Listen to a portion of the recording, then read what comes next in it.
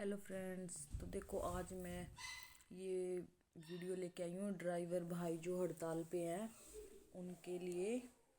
तो देखो भी सरकार का जो ये अभी सरकार ने दिया है ना, नया बिल पास किया है। इसमें क्या है कि 10 साल की सजा, मान लो अगर कोई ड्राइवर है, अगर उससे कोई एक्सीडेंट हो जाता है स्कूटी का या मतलब छोटे वाहन का, और उसकी मृत्यु हो जाती है या कुछ भी जैसे, तो वो बोल रहे हैं कि जो बिल पास किया अमित शाह जी ने, तो अब 10 साल की उसको सजा होगी अगर एक्सीडेंट हो जाता है तो ट्रक या बस या मतलब बड़े वाहन वाले को होगी। और 7 लाख रुपए जो है उसको जुर्माना देना पड़ेगा। और ये काला कानून मान रखा है, तो नया साल जो है ना काला कानून के रूप में, मतलब काले साल के रूप में जो है, काले दिन के रूप में माना है इन ड्राइवरों ने। क्योंकि अब जो है सारे ड्राइवर भाई रोड पे आ गए हैं, और देखो इनको सपोर्ट करना चाहिए ड्राइवर भाइयों को। क्योंकि आप ये लगा लो कि देखो वो हमारी जो है ना रीढ़ की हड्डी का काम करते हैं, जैसे कि किसान और जवान और ये ड्राइवर भाई। और भी है देखो एक आध, मतलब जो मतलब ऐसा पेशा है, लेकिन ये तो मेरे को जैसे कि सैनिक हो गए, जवान, किसान और ये ड्राइवर। क्योंकि देखो जहाँ भी अनाज जाता है, जैसे कि मान लो राशन डिपो है, वो सारे ट्रकों में ही जाता है। चीनी जाती है, तेल जाता है, बाजरा जाता है, गेहूं जाता है। या तो ट्रैक्टर का इस्तेमाल करते हैं या फिर ज़्यादातर तो ट्रक वगैरह का ही इस्तेमाल करते हैं। और और भाई देखो देखो गलती ये नहीं है कि ज़रूरी इनकी ही हो, गलती छोटे वाहन वालों की भी होती है। क्योंकि कल परसों ही मैं जैसे सेंटर पे जा रही थी, रोड क्रॉस कर रही थी ना, तो वहाँ पे देखा था एक प्राइवेट बस वाला। देखो भाई वो भी स्पीड से आ रहा था, ऐसी बात नहीं है कि भाई नहीं आ रहा था। और उधर से जो है क्या कहते हैं उसको, क्रूज़र, क्रूज़र टाइप में थार मतलब कुछ भी ऐसा कुछ बोल दो, क्रूज़र था वो शायद। तो मतलब वो था जैसे जीप टाइप में होता है ना, वो था। तो वो भी एकदम मतलब इतनी स्पीड में आ रहा था। तो देखो भी दोनों ही मतलब सबको ही संभल के चलाना चाहिए।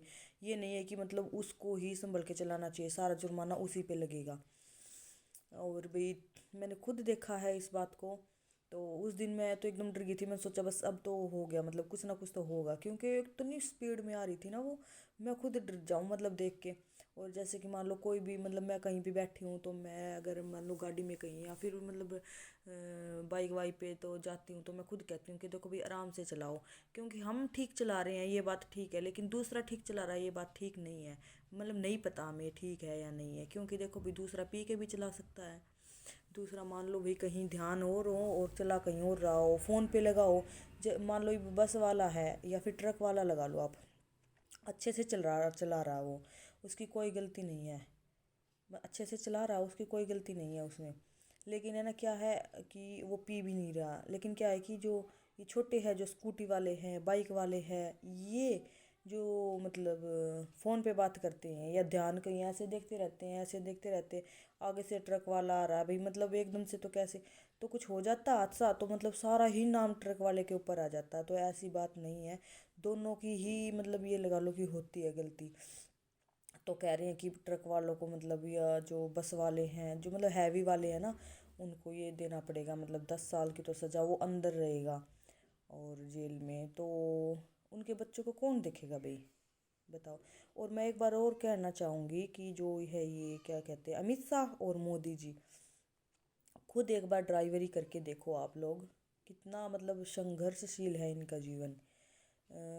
आप तो अपने लिए ड्राइवर रखते हो, बस ऐसे बे मतलब चिंता मुक्त होके बैठ जाते हो गाड़ी में ऐसे बस, कहीं बात चल रही है, कहीं ऐसे कहीं ऐसे।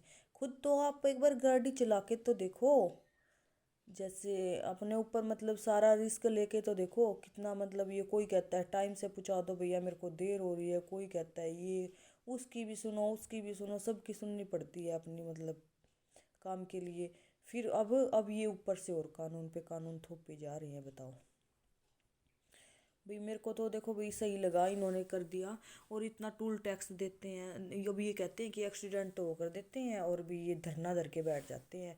मतलब जिसके घर पे कोई हादसा मतलब हो जाता है तो धरना धर के बैठ जाते हैं कि भाई हमें ये चाहिए, मांगे पूरी करनी पड़ती है।